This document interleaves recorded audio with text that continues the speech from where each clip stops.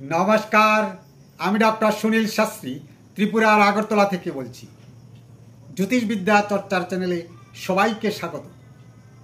আমার আজকের উপস্থাপনা শুক্র গ্রহ বৃহস্পতি গ্রহ থেকে জ্ঞানে বেশি কেন।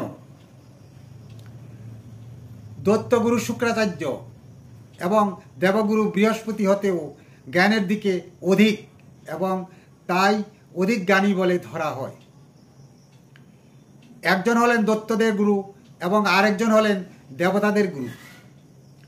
দুইজনেই কিন্তু বিশিষ্ট ব্রাহ্মণ।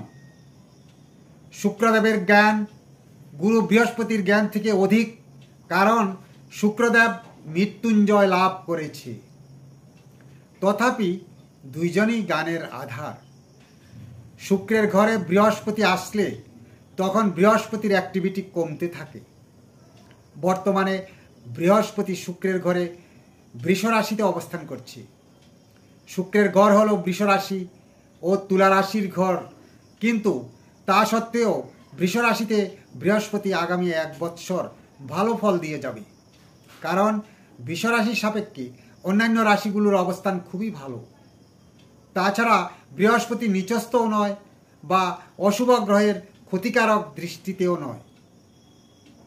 তাই আগামী 1 বৎসর বৃহস্পতি শুভ দৃষ্টিও প্রাপ্ত হবেন কন্যা রাশি, বৃশ্চিক রাশি ও মকর রাশি, এবং এই 3টি রাশিই উত্তম ফল পেয়ে যাবেন। বন্ধুরা, আমার এই ভিডিওটা আপনাদের ভালো লেগেছে অথচ এখনও সাবস্ক্রাইব বা লাইক শেয়ার কমেন্টস করেননি, তাদেরকে অনুরোধ করব আপনারা সাবস্ক্রাইব বা লাইক শেয়ার করে আমাকে উৎসাহিত করবেন। নমস্কার।